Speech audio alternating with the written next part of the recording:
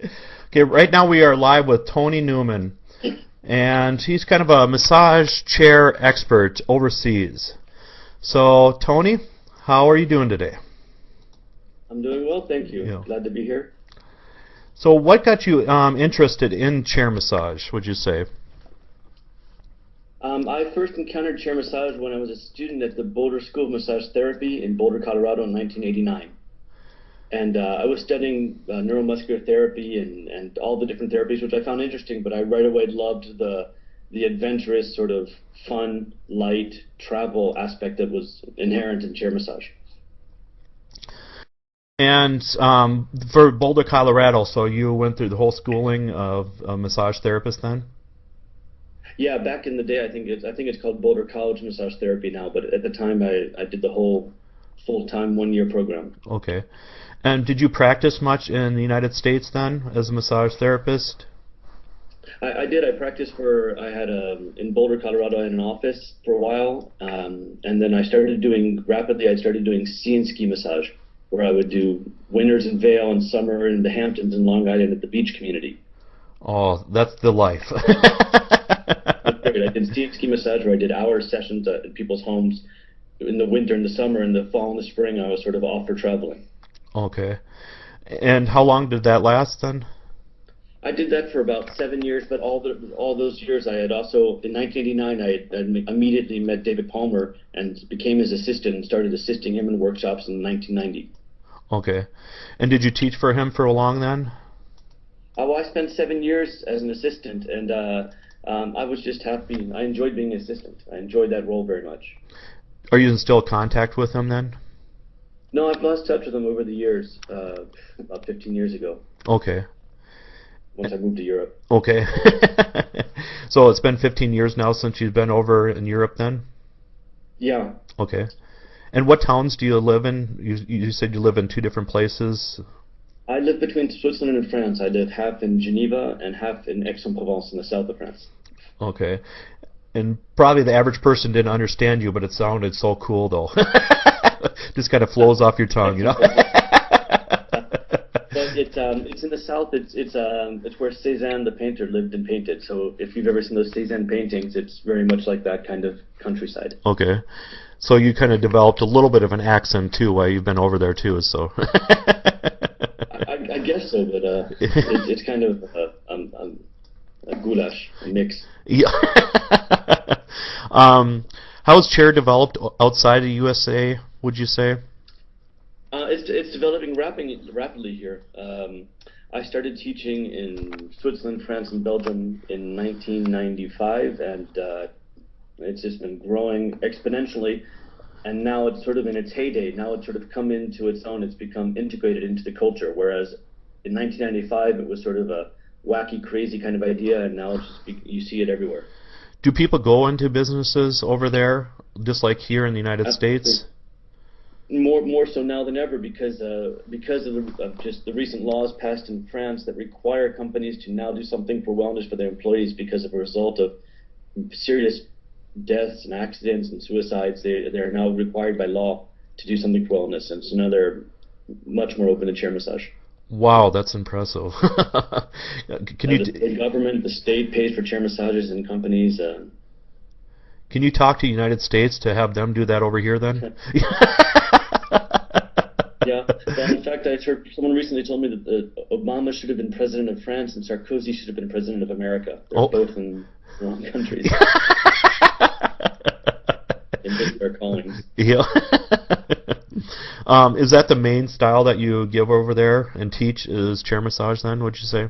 Yeah, my school is called Touchline, and I organize and do chair massage week workshops every weekend somewhere in the world. Yesterday I was in Bratislava in Slovak Republic. Every weekend I go someplace different. So you're basically the go-to person for chair massage over there then, right?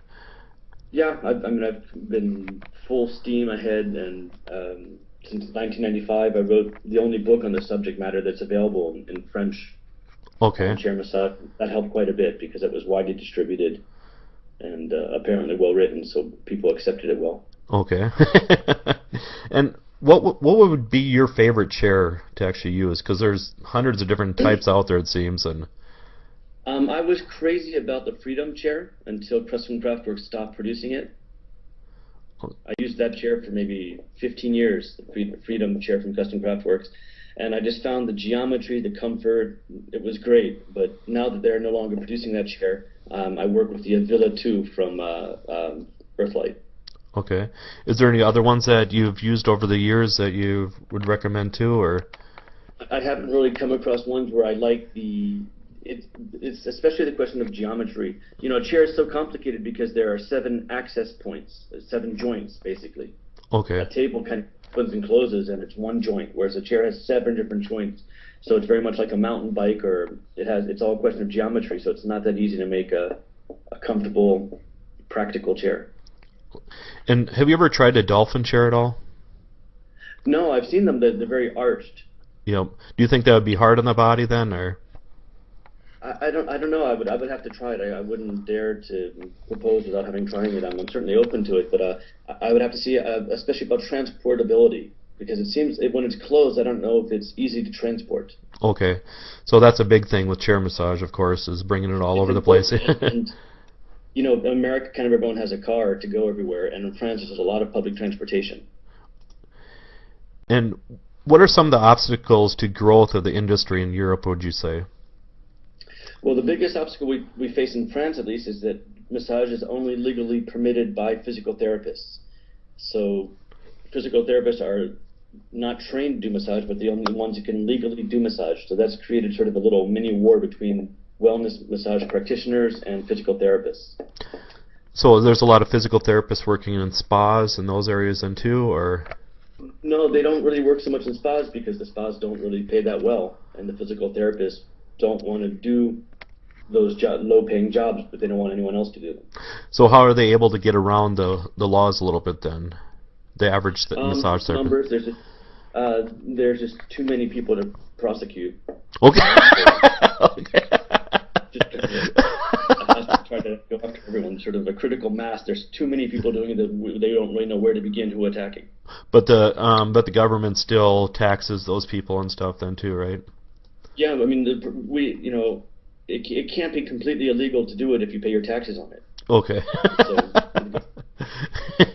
the government taxes those people, and the government basically partners with those massage practitioners that are paying their taxes. So it sort of gives the stamp of approval. Okay. But that's died down over the last few years. They sort of fought the good fight, but it just took some time for the French and the Europeans to go from a medical mentality approach towards massage to a wellness approach. And once they adopted that wellness and spas became popular and people started getting massages just for wellness, then the physical therapists couldn't keep up the battle. Okay. And what do you see some of the best opportunities for chair massage as practitioners in Europe? Well, I mean, companies now are really a very good place. They have budgets for wellness. They're open to it, and there's a tremendous need. There's huge stress. So companies are great, but events also. There's hardly an event now that you can go to where there's not a chair somewhere. So events are very good. How are people taxed when they go out to these events then? So they have a home business then basically, or? Well, normally there's a whole market that's been created of, I mean, there are massage practitioners, and then there's business people, and then there are some business people that are also massage practitioners. And basically those people are the ones that are able to speak and sell and talk the numbers and talk the business and get the contract signed. So they'll sign a contract and create jobs for 40 or 50 practitioners who they'll then subcontract out to. Wow. Do you have anything to deal with that? Do you ever do those kind of things, or do you mostly just teach now? I just teach, and what I've done, because my diploma from my school is not a state-recognized diploma, it has no intrinsic value. So my goal was to try to create value behind some piece of paper that I printed out on my printer. So the commitment I made 15 years ago, and it's quadrupled today, is that people that are selling massage that need 40 or 50 massage practitioners come to me looking for qualified workers, and I provide them for free through my network. I put them in touch with the workers, and all I ask is that they hire only people with my diploma. Oh, And so if they'll make that commitment to my students, I create value for that diploma, and I create jobs for my students. oh, that's awesome. And what would you say is the average therapist, the person that goes to your classes? What kind of work are they currently doing now, would you say? They're currently unemployed, I Okay. would say. A large, because there are many unemployed people in France, a large number of those people are unemployed and are coming towards the end of their rights to unemployment payment. So they're looking for some kind of education, quick, inexpensive, and not complicated. And the other part of the people are people that are in jobs where that has no personal sense to them, and so they're looking to do some kind of work that has some meaning to them. Okay. And do you think over in Europe they were hit as bad with recession compared to the United States? Yeah, it hit pretty bad here. People are still reeling from that effect. Is it starting to get better though? Do you see the light at the end of the tunnel kind of thing? I propose, I guess a little bit, but I mean, a lot of people came to my workshop because of the crisis, because of the unemployment, because their jobs were going to become redundant and they were going to be kicked out. So they were looking for a life change kind of career. So for me, that was actually good. A lot of people have ended up there. And how did you end up doing massage in Europe of all places? I mean, what really got you over there? And the Matterhorn. You know the Matterhorn in Switzerland? The big on the Toblerone chocolate that. okay, yep. I was working in the Hamptons for the 7 years that I was doing CNC massage. I was doing house call massage in out call to Calvin Klein and Steven Spielberg and Kathleen Turner and John McEnroe and Tatum O'Neill, and I developed a wonderful clientele in the Hamptons. But after 7 years of massaging all these rich folks, I felt like there was no meaning in it anymore. I just felt like an accessory. I felt like a luxury item. And I had an image in my mind of the Matterhorn. And I just thought at some point in one's life, one should live in the base of the Matterhorn. So I looked it up on Google where the Matterhorn was, and I saw Switzerland. And I said, that little thing is Switzerland? And just bought a one-way ticket to Zermatt, Switzerland, to go get a job doing massage in a spa. Oh, so you just basically packed up and just went? Did you do any research at all, or just? No, that's act first, think later. Okay. And I just yeah, and you got just moved there with no job. and you got family over in the United States still, right? Yeah, all my family are still in the States. My sister lives in Madison, Wisconsin. My mom in West Virginia, and my brother in Miami. Okay. And do you miss it a little bit too? I miss it quite a bit. I mean, I'll go back to Miami this summer, and every time I'm there, I'm surprised at just how cool and friendly and accessible Americans are, and you don't realize that so much until you leave for a while. And the French have their other qualities, but cool and accessible are not among them. Okay. So, What do you think really sets people in France and Americans apart? I mean, especially as massage therapists. Did you notice any different kind of qualities or traits? well, a big difference is sort of historical and culturally. American have a business-oriented. In America, sex is a taboo subject, but you can talk about money. You can meet someone right away and ask them what they make. Whereas in France, you can talk about sex and no one will bat an eye. But if you talk about money, people get very uncomfortable. Okay, so And the impact of that is that people doing massage and want to create their own business in America don't have the whole money guilt about asking for money kind of thing to overcome as bad as they do in France, where they feel really guilty about asking money for massage. has it come a long ways though since you've been over there? Would you say? It's come a long way, yeah. They've sort of culturally, the new president is a very American-style oriented president who embraces entrepreneurship, and that coupled with the fact that there's people are less, it's less of a socialized country where people just got jobs. They have to go out and create jobs now, which has required them to open up their minds and change their attitudes. And I remember talking to you earlier that there's really no massage schools there, right? No massage schools that are really organized. It's sort of a patchwork of different people hanging a shingle out and offering any kind of massage. And is there anything like financial aid compared to over here in the United States? There is. I have a lot of students that come to my class. My school has been recognized by the government and as a quality education, and so the government, when you have unemployment, you have certain rights to continuing education. The government will pay for people to take my course. Oh, that's awesome. And for how many hours of massage would you say your therapist would actually give? I mean, over here it all varies, but a lot of people don't do just chair massage, it seems. But would you say there's a lot more people over there that do more chair massage than regular table massage? No, people do quite a bit of table massage as well. Many people come to my chair massage class because they haven't been able to get their business off the ground with table massage. It's not easy to get people to come spend 60 euros or $80 an hour. So the chair is primarily just a way for them to have an intermediate service that's cheaper and more affordable, and to get them well known for their table practice. Where's the main place that people buy chairs and stuff over there? Well, I work with a distributor who distributes Earthlight. So most people, my students all buy chairs through this guy that I work with who provides me with chairs that he buys through Earthlight. Okay. Chairs and tables.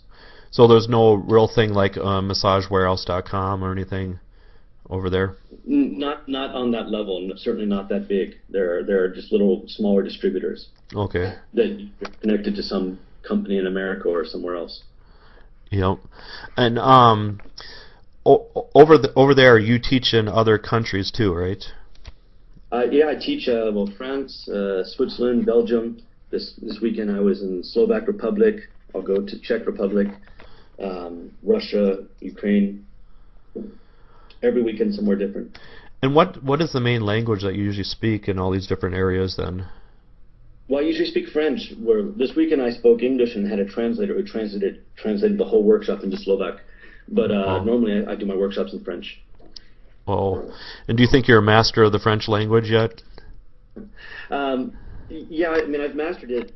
It's sort of self-defense. I mean, with Parisians you don't need to know karate, but if you're American, you better master French, or you'll get eaten alive. Are the pastries and stuff really good over there? They're amazing, but I don't eat them. I like gummy bears. Oh. Crazy about gummy bears. That's American. Yeah, going away. And I've seen people even selling gummy bears that are the size of people's fists now, so they're that big. So I would walk over my grandmother for that. I want that as better than an iPad. Yeah, yeah, because you guys don't have the iPad over there yet, so. No, we don't have that yet. Is it end of May that you guys are going to be getting that, right? Yeah. Okay. Just around the time when the new iPhone comes out, just so that we have two things to buy at the same time. Okay, so it's more convenient for you, right? And is it possible for massage practitioners from other parts of the world to do massage in Europe? It is. I mean, when I first came to Switzerland, my suggestion is if you want to come to Europe and you want to do it legally, the best way is to go to someplace seasonal, get a seasonal permit. Because getting full-time papers is very difficult, but it's pretty easy to go to like a ski resort where they really need workers and they can't attract workers to come there. So if you want to get into Europe, go to a ski resort, find a hotel, get a seasonal permit, get someone to fall in love with you, get married, get work papers, and stay forever. So that's what you did then?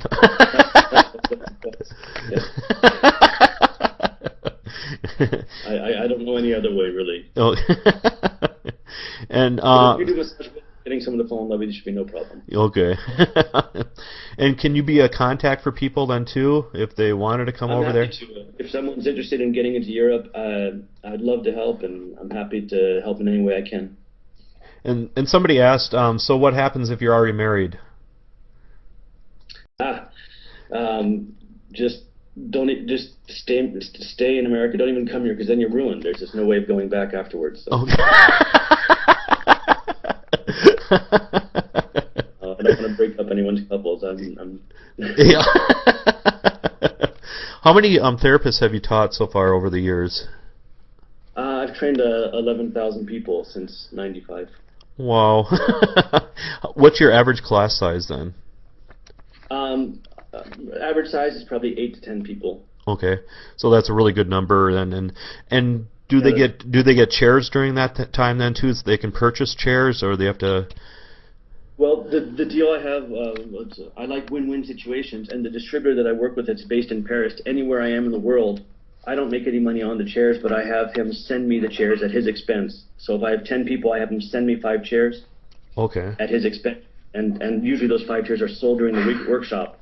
So my students are happy to do the workshop on professional chairs. I'm happy to have chairs, and the chairs go home with the students, and the distributor is happy to make money on the chairs. Yeah, that's definitely a win-win situation and stuff. It's not great because I don't have the logistics of trying to get the chairs shipped anywhere I am. I just fly into that city, do my workshop, and the chairs are waiting for me. And the legislation situation, is there much going on? I mean, do you guys want to get more regulation then for the therapist, or? Very much. We very much want to be recognized and have a physical therapist and wellness. Like in America, you have massage therapists and physical therapists, and they cohabitate fine. And so we would love to have a sort of the status that's legal. And do you think anybody's in the way for obstacles for that, would you say? Well, the physical therapists are hanging on desperately to their monopoly on the word massage. Actually, they have the ownership of the word massage. Oh, they do have the ownership? Oh. Right, so we have to say sculpting or we have to dance around the word. Do you guys ever use the term body work at all? No. No, it doesn't really translate well. Oh, it doesn't? Work is work like a factory work. It doesn't translate. It doesn't have the same meaning. And some people over here, when you hear body work, they think you're working on cars too. So yeah. Yeah, but people are trying to get that name going just because it's more generalized then, so it's not just massage. I've always found it very inclusive. Yeah. And how might a massage practitioner get a foothold in Europe, would you say? Well, get on the internet. So what the summer's coming, for example, go to the nice hotels and try to get a summer job in a hotel that's near the water on the Mediterranean. Contact all the spas there and get a seasonal permit, or in the winter in the Alps into a nice hotel. And do people have to, when they go out in the public to give chair massage, do you guys have to do anything with waivers at all for liability purposes, or is there any kind of liability insurance over there? No, well, yeah, I have I'm partners with an insurance company called Actiform that offers liability insurance for wellness practitioners. And do most people purchase that insurance then, just to be safe? Yeah, well, it's 200 euros a year, so that's what I guess $260 or something. But then you're completely covered, and you can work in all legality. Okay. And will that cover you in different countries then too, or is it just where they purchase it at then? Normally it's per country, but few people travel between the countries. Most people tend to stay in their country. The Swiss students tend to stay in Switzerland, the French in France. And do they actually call it Swedish massage over there?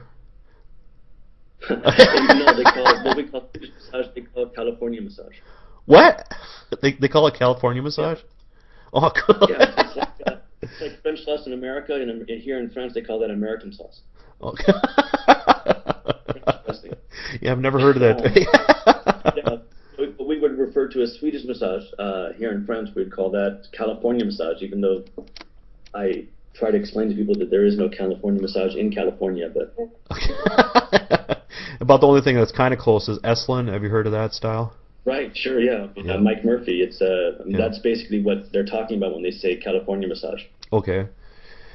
They're not trained in Swedish per se. They can't really do a heavy massage. They can't do a deep tissue massage in France. They're not trained for that, and it's too much work. Oh, it's too physical work. Yeah, it's too physical. Yeah. It's Americans clients demand that kind of deep pressure, and whenever Americans come to France, they're very disappointed because the French are just not trained to do that heavy, deep pressure. And even the physical therapists, they're not trained to go deeper at all. They're not trained to do a massage, period. They're Okay. trained to maximize profits and hook you up to machines and get you in and out as fast as possible.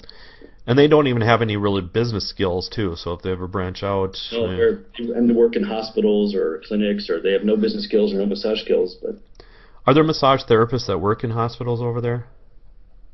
more and more, I actually have hospitals hire me to train the nurses' aides to do massage, and nurses as well.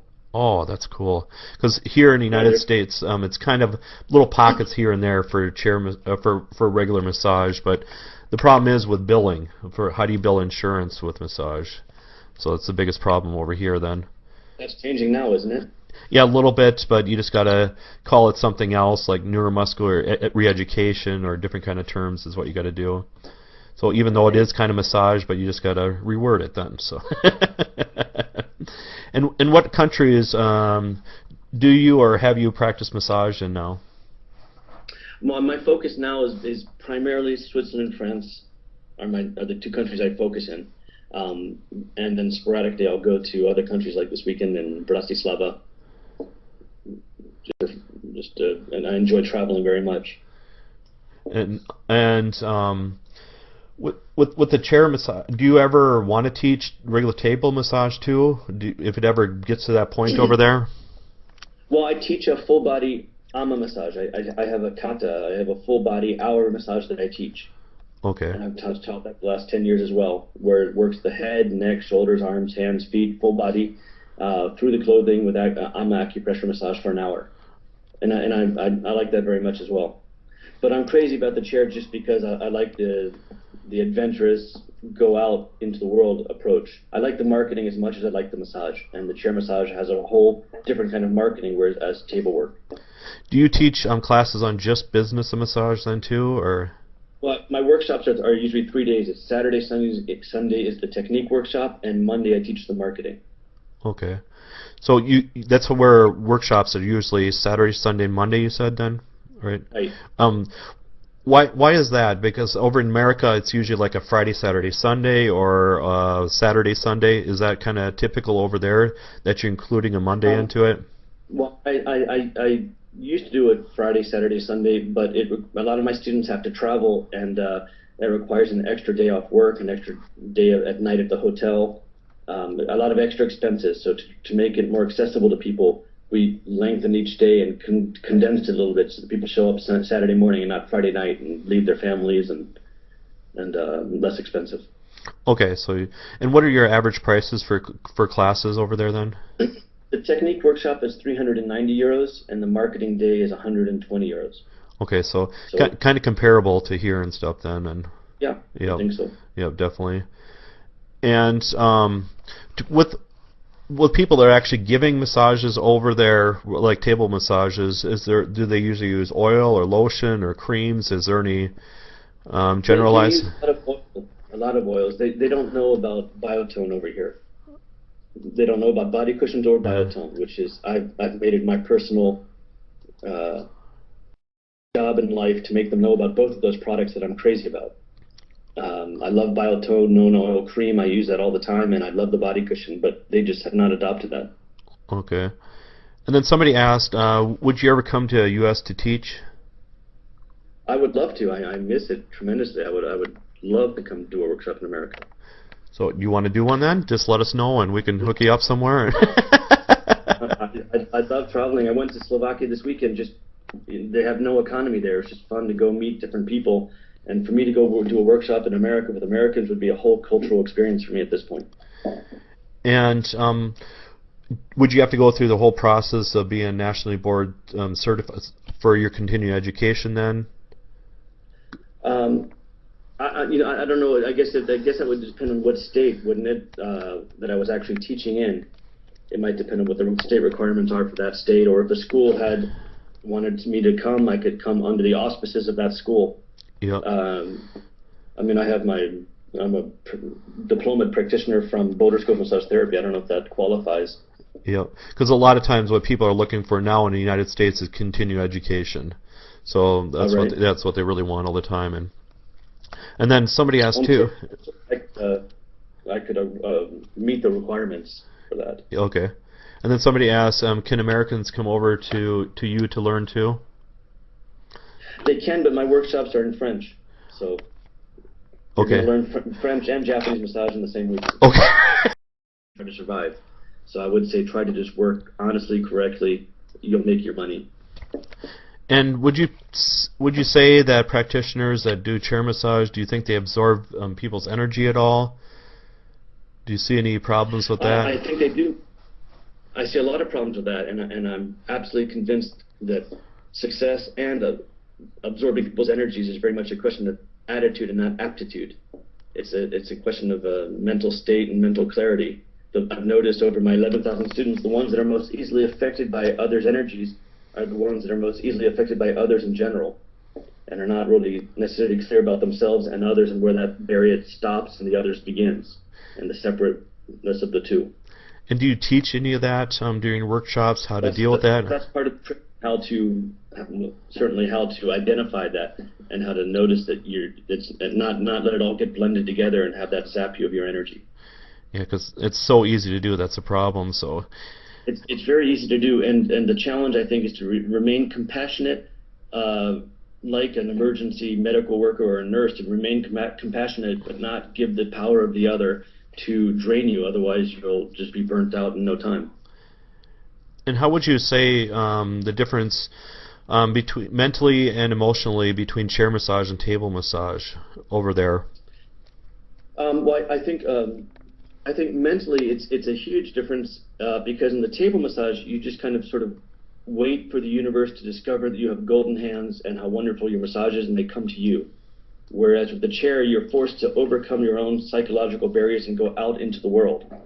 So no one comes to you. You have to go knocking on doors. So psychologically, I like chair massage because it forces us to grow. It forces us to overcome our timid nature. It forces us to really push ourselves, whereas the table people come to you. And you seem really passionate about marketing of chair massage. And why is that, would you say? Because I'm Jewish and from New York. Okay. Nothing else? No, I'm passionate about it just because I'm passionate about massage. I know that when people get the massage, they're going to be so happy. I've seen so many smiles. I've seen so many people react in such a positive way. And I've seen so many broke, frustrated masseurs. And I hate to see either of those things. I want to see masseurs that have enough money to not be frustrated, and I want to see people get those smiles. And the marketing is just a necessary evil that I've come to terms with, that we have to accept it. Like doing dishes, we have to do it every day, so we have to just learn to love it. And you use the term masseur. I know in the United States we're against using masseur and masseuse, but over there, is that more of a common term then? Well, in French, masseur or masseuse is just it's a common term. And we wouldn't say massage therapist because that doesn't exist here. Okay. Yeah, because it sounds so cool, masseuse and masseur kind of thing. I wish we could use that more over here. Massage therapist, but massage therapist, the problem is that it implies therapy, and when you're doing wellness massage, there's not really that therapeutic intent behind it. So it allows.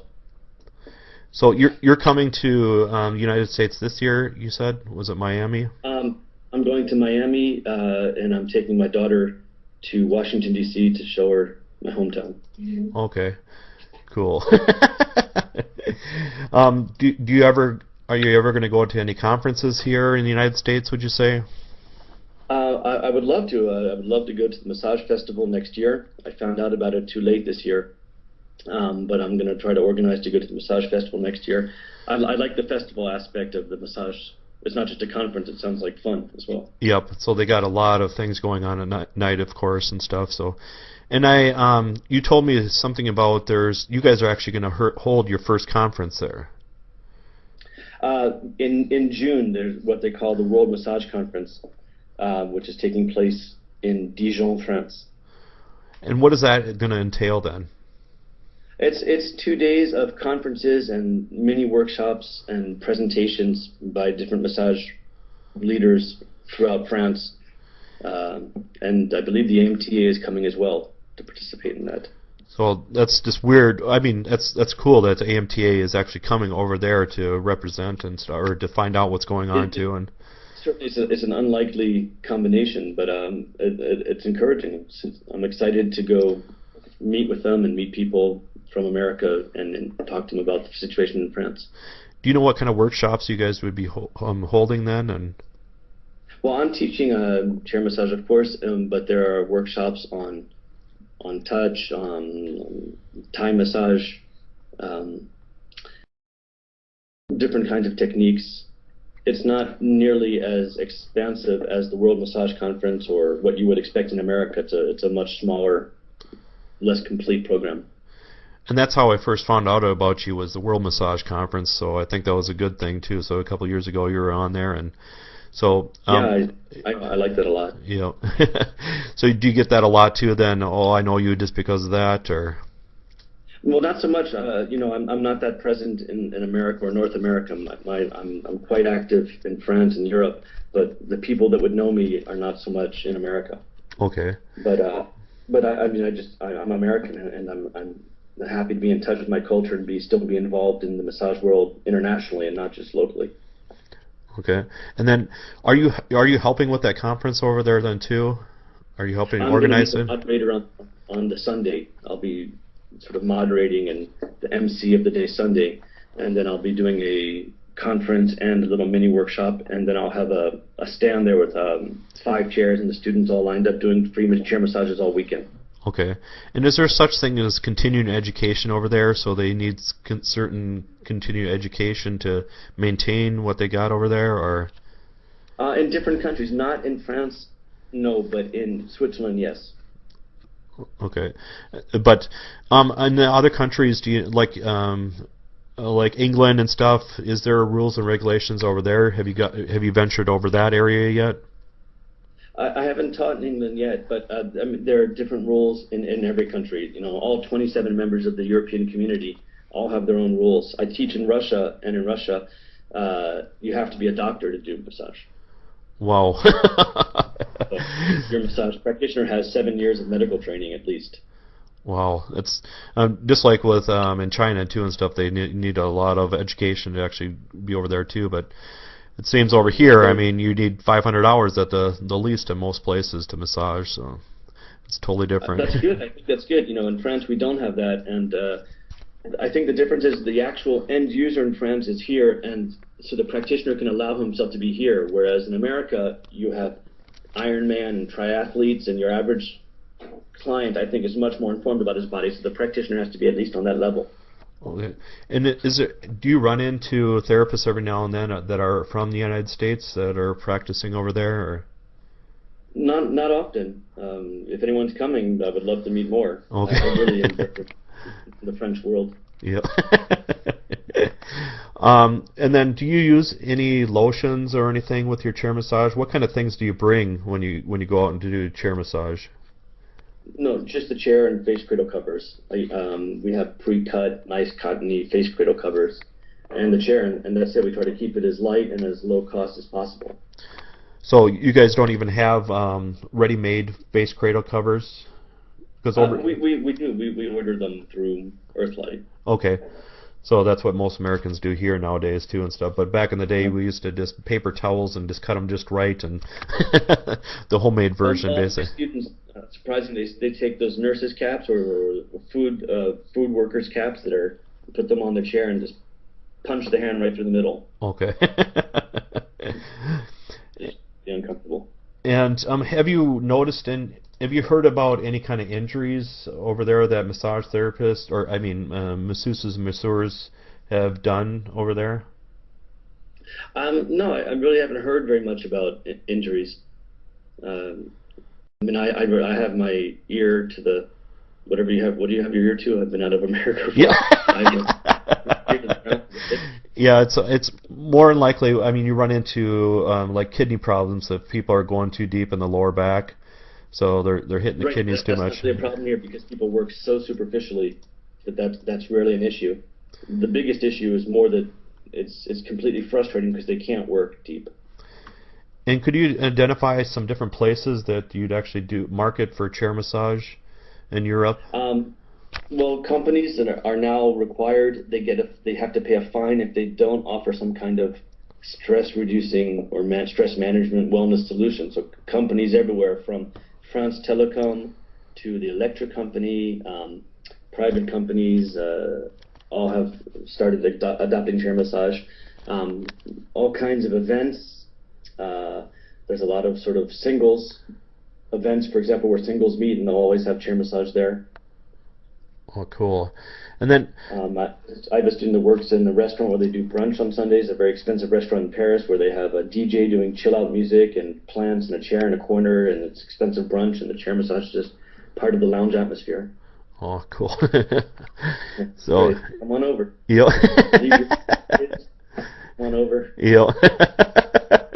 And how is marketing different in Europe from North America, would you say? Well, it's different because first we have to do a whole part of the morning overcoming the guilt of marketing, and Americans just have that sort of commercial business kind of a fiber in their bodies already. So we already have to get people to feel comfortable and accept that it's okay to do business, and the business does not detract from the quality of your loving touch. And for chair massages, how much do you typically charge per minute then? It's usually €1 a minute. Okay, so euro minute. So here it's usually $1 a minute. So yep.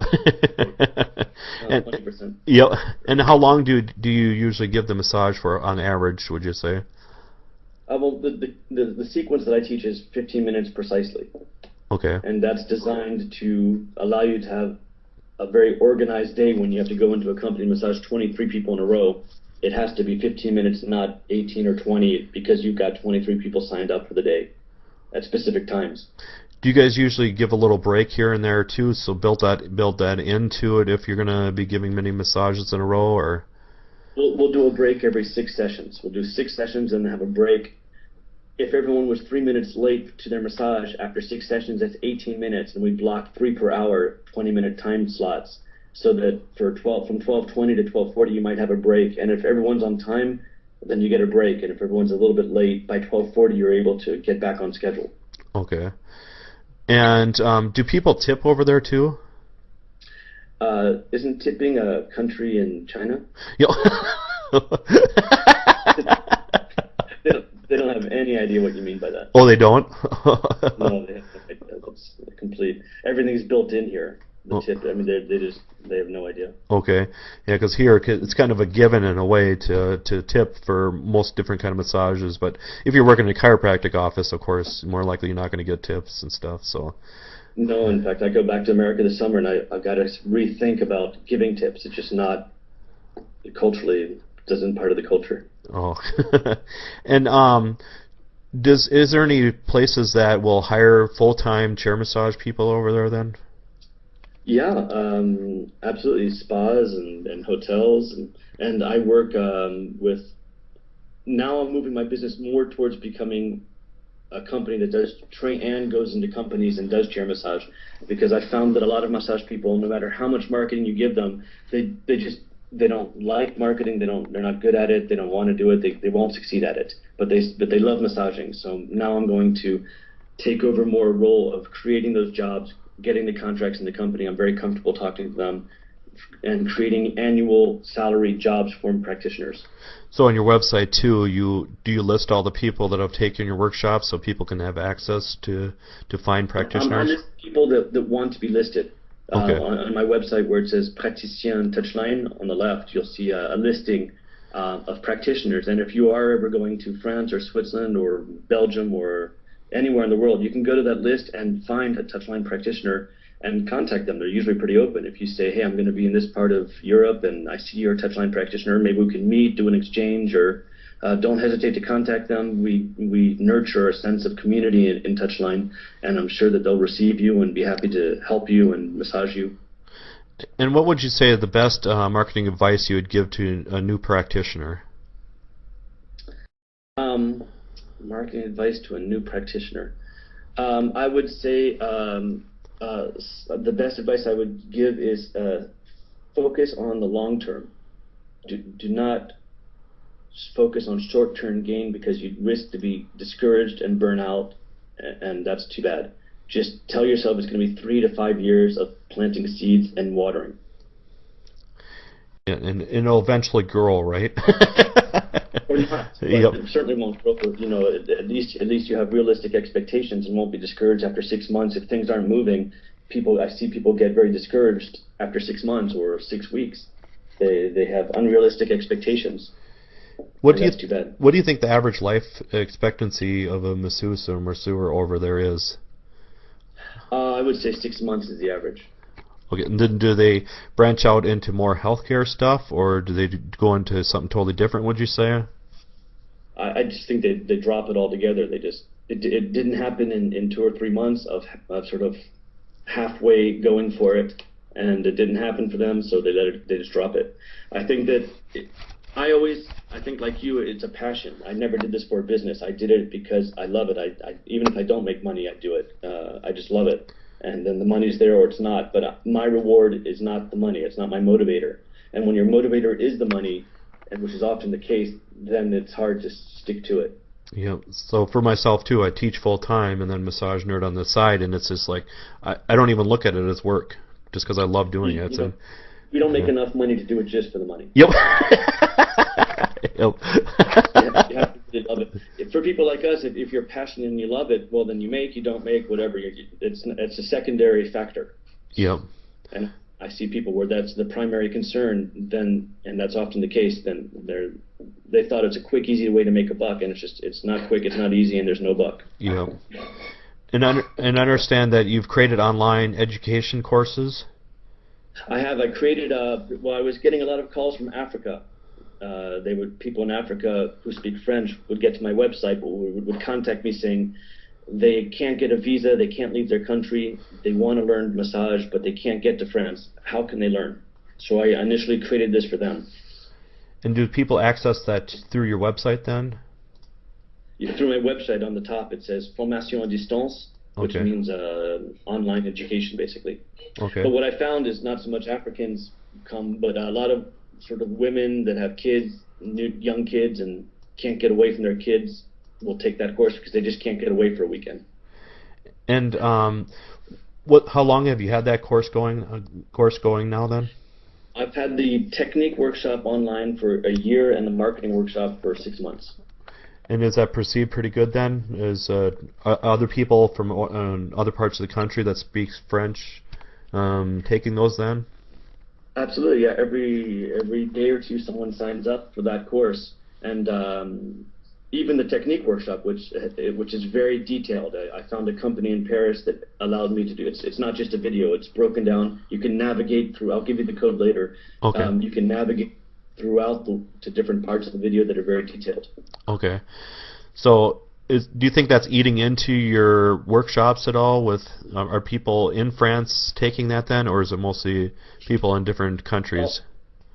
Well, I would rather compete with myself than with someone else. Okay. Never heard it that way, but that's an awesome scenario. Given the choice, that's I kind of like it. Are you planning on making any other classes online then? It's really expensive because it's not it's streaming. It's you can navigate throughout the program, so it's not just streaming video. So I would like to do the full body massage on there, but it's a whole nother budget to do that. Right now, I'm just focusing on the new direction I want to take is to train new trainers that I've been training for the last couple of years, so that I don't have to run all over the world myself, and to create the company that will create the jobs in the different workplace for the masseurs. Okay, so have you had other people teach your workshops yet, or is it just? Well, I'm training people now. Okay. But I have certain very high standards, and I want to make sure that they train people in a way that's really competent and complete and motivating. People have to. The most important job of a teacher is to light the fire in the student, more than the technique aspect. Okay. They have to give people that initial motivational push to want to go out and do the rest. And how do you market your workshops? Well, I wrote a book that was published in 1999 that's very widely distributed called Le Massage Assis that you can find on Amazon, the French Amazon. And so that's in all the sort of bookstores. And because I have sort of a tipping point critical mass of 11,000 students that are out, word of mouth has been really good. and my website, of course. Websites are always very good. So between word of mouth, the website, and the book, and companies.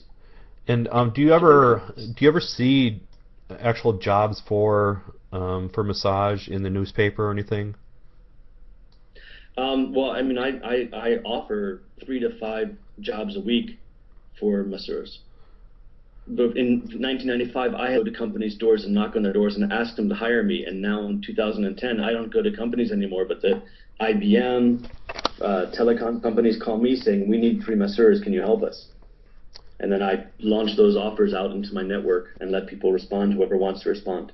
Oh, that's you're making it too easy for them. Do you realize this? I do, I wish they would realize that. Yeah. France was initially a socialist country, so for them it's just normal to get things. Uh-huh. Well, they're so used to it in the past then? They're used to the government giving them money and people giving them. They're not used. It's not at all like North America. They're used to it just having people, Big Brother, sort of take care of them. And do you guys get off a certain time? Let's say for vacation and stuff. What's the average time for vacation per year for, let's say, a regular job? Friends have 6 to 8 weeks of vacation a year. What? It makes it very hard to organize workshops every week. This Monday was another religion. It was Pentecost. It was every almost, it seems to me almost every weekend there's some kind of vacation, and students say, "Oh, I can't come this weekend. It's another holiday." And it was a holiday last weekend and next weekend. They have 6 to 8 weeks of vacation a year, so it's very hard to navigate all those vacation days. And I work Monday, Sunday, Friday. I work. I don't ever think I'm working. I do my thing all the time, and I never think about it. But people that have real lives and real families, I guess they think about vacation days. And when everyone's a new practitioner says, "I want to create my massage practice," what advice would you give me? My first question is, what are you ready to sacrifice to be your own boss? Are you ready to sacrifice Sundays and family time? And I don't know how to juggle it all. For me, I've made big sacrifices family-wise for the business because I just don't know how to do it otherwise. Yep. Do you ever go out and do any of those kind of gigs too then? Do you ever go out? Or is it just all to you? Yeah, in the companies? No. I just, because I'm teaching Friday through Monday, and I usually come home Tuesday, and I'm leaving again Thursday, so I just don't have time. And I know you guys, the education isn't as high as the United States, but what about if a pregnant woman gets on the chair or these different kind of things? What do you have to say to them? And well, for the AMA massage, pregnancy is a contraindication to the chair massage as we teach it, because we're going to stimulate points that correspond to uterine contractions. So we recommend that they don't do chair massage on pregnant women. And do you have a kind of a scenario of kind of questions you have to ask them then? Ask the client? We have sort of 5 preliminary questions, and that's the 5th question that we ask in the protocol of questions. Have you ever gotten slapped in asking just because you asked somebody if they're pregnant, or? I've had people react to it and been taken aback by it, but then if you're able to explain that if you're in the first trimester and I start stimulating uterine contractions and you lose your baby, then I'd rather protect you than be loved by you. Okay. And what do you do if somebody can't fit in one of those chairs? What kind of adaptations do you guys do? This is France. We don't have big people like in America. They're teeny. They're little French people. Yeah. It's a whole nother scale here. The cars are small, people are smaller. Really, it's just that's rarely a problem. But that's why I like a high-end chair like the Freedom chair, the Avila chair. It's an unlimited ratio of adjustments from someone who's 6'2" to someone who's 5 foot. You can adjust for every body type in those chairs. Okay. But what about like for geriatric or something, somebody that can't bend their knees? Well, in the Freedom chair, the knee pads flip backwards. You unhook a cable and the knee pads come back so they can put their feet forward without cutting the circulation behind their calves. Okay. Because I know here in America we have, it's called a Desk Portal Pro, where it's just a sternum pad and a face rest, and you just put it on a desk for somebody like in a wheelchair or something, and so that's... For wheelchair, well, that's great, but then that's kind of not really practical in sort of office spaces, especially because our massage we come in front of the chair to do the handwork, and that's not really practical. Okay. And what's your kind of scenario? I mean, how much you've broken it down to each part of the body? Do you have a certain routine breaking it down? It's a very specific routine with a beginning, a middle, and an end with 10 minutes of relaxation. The last 5 minutes stimulation, designed to work left and right equally so the client feels relaxed but re-energized and balanced, head to body, left to right. And did you what were you before you were a massage therapist? I was a hippie. I followed the Grateful Dead. Oh, you did? I lived in my car with my 2 parrots and my girlfriend, and we just... So you never really had a job or anything before you got into massage? Well, when I had a job, I was making sushi at the Dead shows. Okay. 1 for 3 or 3 for 5.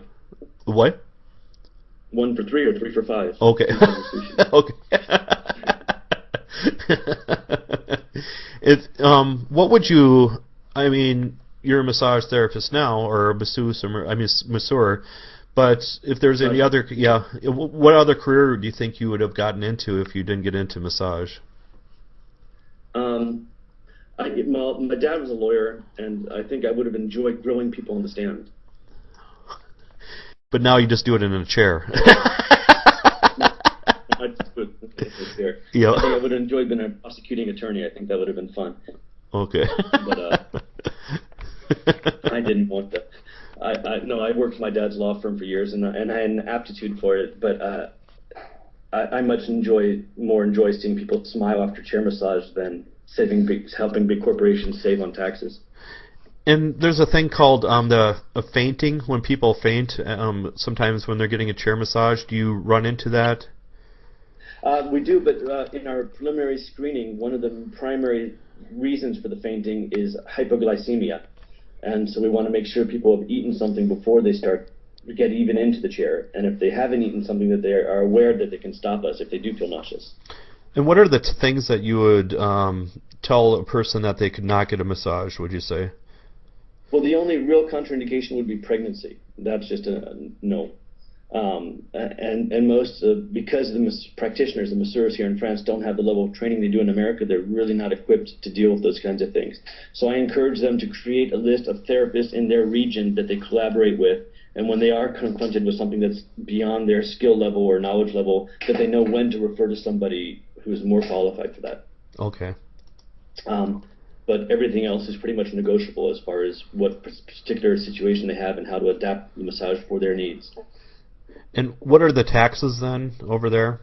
So when you're giving massages, and taxes are huge. Taxes are huge because medical insurance and education are covered by the government. So you pay very high taxes, but you never ask yourself, will my child be able to get an education, or if anyone's sick in the family, will they be able to go to the doctors? Okay, so it's good and bad kind of thing, right? Just taxes are heavy, but I don't mind paying taxes because I see my friends in America, my sister and my brother, they have to consider so much about college education and healthcare. Those are such big weights on their budget and family that it's nice to not have those concerns. And do you guys have to pay like a yearly thing? So, I mean, here in the United States, we got April 15th, we have to have everything.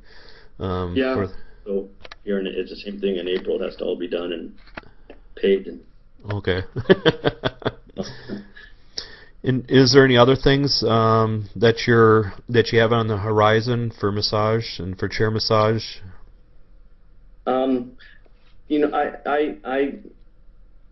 I like the same massage in different applications. Now, for me, I like to go to different countries. Like I want to go to Africa. I want to go to America. I like taking massage. The same workshop. I enjoy doing it, but within different cultures. I have a huge thirst to discover different cultures and different people. So for me, I want to just go to Asia, to wherever I can teach, someplace far away.